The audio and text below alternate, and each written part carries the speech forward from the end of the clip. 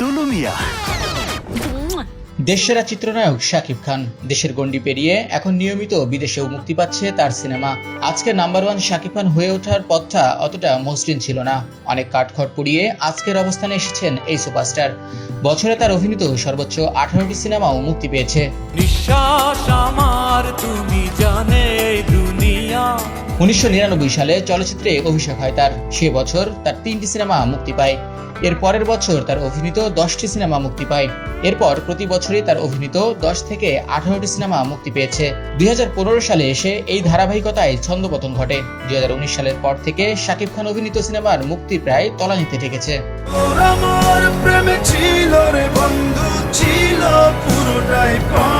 ঈদ উৎসবের বাইরে শাকিব খানের সিনেমা মুক্তি দিয়ে ঝুঁকি নেননি প্রযোজকরা।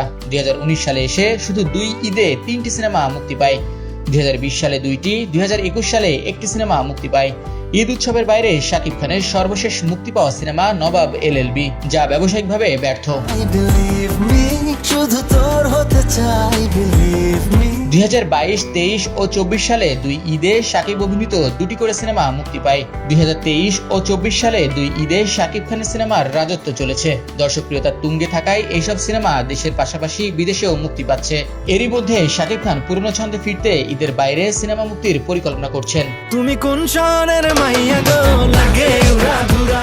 চলচ্চিত্র বোদ্ধাদের ভাষ্য মতে শাকিব খানের সিনেমা মুক্তি পেলেও দীর্ঘদিন হিট তকমা পায়নি। 2023-24 সালে তার অভিনীত প্রিয়তমা, রাজকুমার ও তুফান সিনেমা দর্শক চাহিদার তুঙ্গে ছিল। স্বাভাবিক কারণে ভয়ডর কাটিয়ে পুরনো ছন্দে ফিরতে বিগ বাজেটের দরদ সিনেমাটি ঈদের বাইরে মুক্তির সাহস করেছেন শাকিব খান।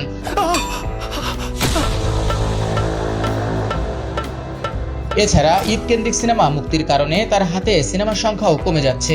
স্বাভাবিক কারণে ঈদের বাইরে তার সিনেমা মুক্তি দিতে হচ্ছে। পাইপলাইনে থাকা সিনেমাগুলো ঈদকে সামনে রেখে নির্মিত হচ্ছে বলেও শোনা যাচ্ছে। টানা প্রায় 4 বছর পর ঈদ বা উৎসবের বাইরে মুক্তি পাবে শাকিব খানের দরদ সিনেমাটি। এবার দেখার পালা ঈদ বা উৎসবের বাইরে শাকিবকে দর্শকরা কতটা গ্রহণ করেন। কি নাম তোমার? দুলু মিয়া। দরদ সিনেমা নির্মাণ করেছেন অনন্য মামুন। আগামী সেপ্টেম্বরে সিনেমাটি মুক্তির পরিকল্পনা করছেন বলে নিশ্চিত করেছেন। তিনি জানান 15 জুলাই থেকে প্রচারণা শুরু করবেন। বাংলাদেশের পাশাপাশি বিশ্ববাজারে ভালো কিছু করায় দরদ সংশ্লিষ্টদের পরিকল্পনা। বাংলাদেশ ও ভারতের যৌথ প্রযোজনায় নির্মাণ হয়েছে দরদ। এটিকে বলা হচ্ছে প্রথম প্যান ইন্ডিয়ান সিনেমা। বাংলার পাশাপাশি হিন্দি, তামিল, তেলেগু, মালায়ালাম ও কন্নড় ভাষায় মুক্তি পাবে এটি। এতে শাকিব খানের বিপরীতে অভিনয় করেছেন বলিউড নায়িকা সোনাল চৌহান। তাছাড়াও অভিনয় করেছেন পায়েল সরকার, রাজেশ শর্মা, রাহুল দেব, অলোক জৈন, সাফা মারুয়া, এলিনা শাম্মী সহ আরো অনেকে।